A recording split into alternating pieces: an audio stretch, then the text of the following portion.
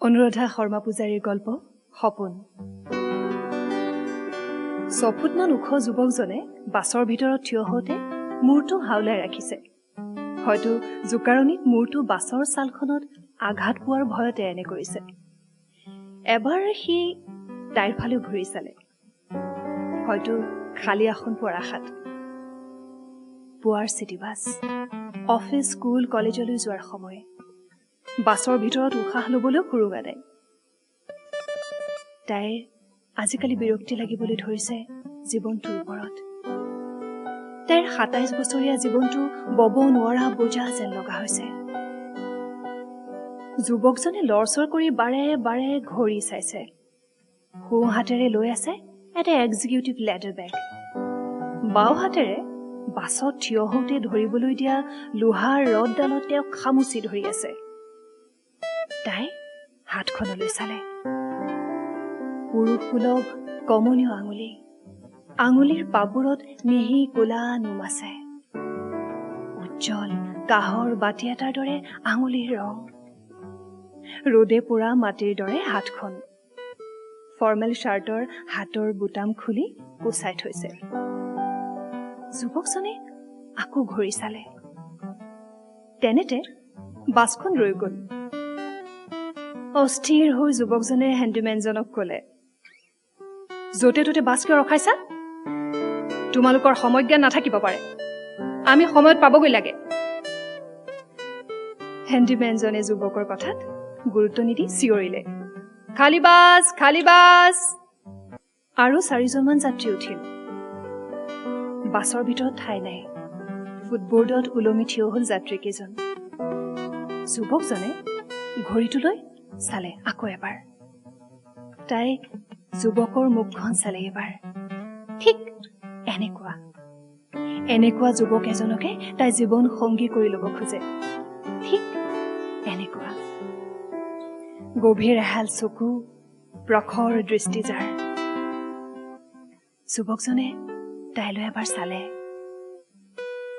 তাইলৈ বাৰু সঁচাকৈ চাইছেনে? তাইৰ গালখনত জন্মসূত্ৰে পোৱা ক'লা দাগ আছে। আত্মীয় স্বজনে তাইক ভাল লগাবলৈকে তুলসী পাত ভাল চিনেয়া বুলি কয়। তাইক কিন্তু আইনাখনে সদায় কয়, এই দাগটোৰ বাবেই তোমাৰ মুখখন অশুৱনি, এয়াই সত্য কথা।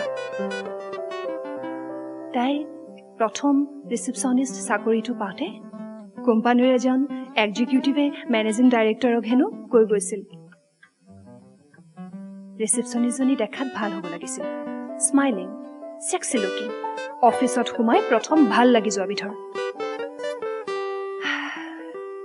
মেনেজিং ডাইৰেক্টৰে কি ক'লে বা কি ভাবি তাইক নিৰ্বাচন কৰিলে তাই আজিও নাজানিলে। কিন্তু তাইৰ বিৰুদ্ধে কোৱা কথাকেইটা বহুদিন পাছত তাইৰ কাণত কিবা সূত্ৰে পৰিছিলহি। কোনো দিনে এই গালৰ দাগটো তাই কাৰো পৰা লুকুৱাব নোৱাৰে। হয়তো সেয়ে দুবাৰ তাইক চাবলৈ আহি দৰাই অপচন্দ কৰি গৈছিল। ভনীয়েকৰ দৰাও বন্দবস্ত হৈ গৈছে। যুৱকজনে বাৰু সঁচাকৈ তাইলৈকে চাইছিল নে? প্ৰথমবাৰৰ বাবে তাই গালৰ দাগটো লুকুৱাবলৈ হাতখন গালত দিলে। তাইৰ সুন্দৰ চুলিকোছা পিছফালৰ পৰা সন্মুখলৈ আনি বুকুত পেলাই ল'লে। যুৱকজনৰ পিঠি আৰু কাষলতি তল ঘামি বগাত নীলা সৰল ৰেখা থকা শ্বাৰ্টটো শৰীৰত লিপিত খাই ধৰিছে। ঠিক এনেকুৱা কৰ্মঠ সমজ্ঞান থকা যুৱক এজনেই তাইৰ মনৰ জগতত বিচৰণ কৰে। তাইক প্ৰথমবাৰ চাবলৈ অহা যুৱকজন একেবাৰে দেখনীয়াৰ নাছিল, ব্যক্তিত্বও নাছিল। ডিঙিত আছিল এডাল সোণৰ চেইন আৰু তাত ওলমি আছিল এটা কালী মূৰ্তিৰ লকেট। পতি শিৱৰ ওপৰত ভৰি থৈ ৰঙা জিভা মেলা কালী গোসানী আৰু হাতত লৈ থকা নৰমুণ্ডলৈ বাৰে বাৰে তাইৰ চকু গৈছিল। অস্বস্তিত তাই তলমূৰ কৰি আছিল। মানুহজনে তাইক সুধিছিল, তুমি কালী গোসানীক মানানে? তাই কৈছিল,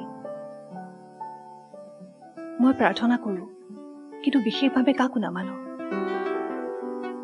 মই প্ৰত্যেক কালী পূজাত 2টাকৈ ছাগলী বলি দি পূজা কৰোঁ। আজি মোৰ যি ব্যৱসায় সেয়া মাৰদান। কথাবোৰ কৈ মানুহজনে ডিঙিৰ চেইনৰ লকেটটো কপালত লগাইছিল। তাই ঘৰত কৈছিল মানুহজন তাইৰ অপচন্দ, কিন্তু মানুহজনে তাইক অপচন্দ কৰাৰ খবৰ দিলে। কাৰণ তাইৰ গালৰ দাগটো। যুৱকজনে তাইলৈ আকৌ এবাৰ চালে। এইবাৰ তাইৰ বুকুত এক মৃদু শিহৰণ হল। এই শিহৰণ কেতিয়াও হোৱা নাছিল, ২৭ বছৰীয়া জীৱনত হোৱা নাছিল। কি মিঠা এক অবুজ অৱসাদ এয়া।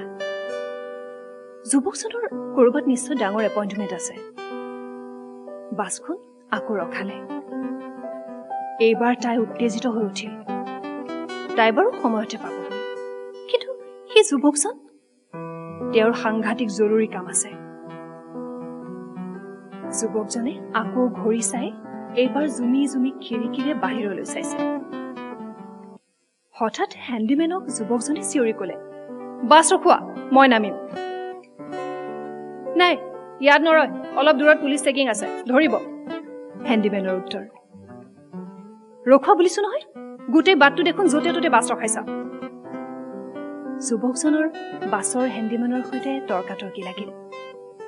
অৱশেষত হেণ্ডিমেনে চিঞৰিলে, ঐ গাড়ী ৰখা, নামক সোনকাল। যুৱকজনে যোৱাৰ আগমুহূৰ্তত এবাৰ আকৌ তাইলৈ উভতি চালে। তাইৰ বুকুখন এক মুহূৰ্তৰ বাবে ধৰফৰাই উঠিল। ভিৰ ঠেলি ক্ষিপ্ৰতাৰে যুৱকজন বাছৰ পৰা নামিল। ঠিক তেনেতেই এটা শব্দ, হুলস্থুল। বাছখনৰ মানুহে চিঞৰিলে, মাৰিলে মাৰিলে। বাওঁফালেৰে অভাৰটেক কৰা গাড়ী এখনে যুৱকজনক খুন্দিয়াই পেলাই গুচি গ'ল। বাছখন ৰল। লগে লগে যাত্ৰীবোৰে হুলস্থুল লগালে, বাছ চলোৱা চলোৱা, আমাৰ কাম আছে, কোনোবাই নিশ্চয় এম্বুলেন্স মাতিব। বাছখন চলিবলৈ ধৰিলে। উত্তেজনাত তাই ধৰ ফৰাই উঠিল। এই পৰিণতিৰ বাবে ল'ৰাটোৱে বাৰে বাৰে ঘড়ী চাই অস্থিৰ হৈছিল নেকি? জীৱনত প্ৰথমবাৰৰ বাবে দেখা এটা চলন্ত সপোন যুৱকজন বাচিবনে? ইমান ডাঙৰ মহানগৰ, যুৱকজনৰ কি নাম, কি ঠিকনা? তাই বাছৰ পৰা নামি দিব নেকি? অস্থিৰ হৈ তাই খিৰিকীৰে বাহিৰলৈ চালে। ফ্লাইঅভাৰৰ ওপৰেৰে বাছখনে স্পীড বঢ়াই দিছে। এই ভিৰত সপোন হেৰুৱাবহে পাৰি, পাব নোৱাৰি। তাই এইবাৰ গালৰ দাগটো ঢাকি ৰখা হাতখন স্বাভাৱিকভাৱে আঁতৰাই আনিলে।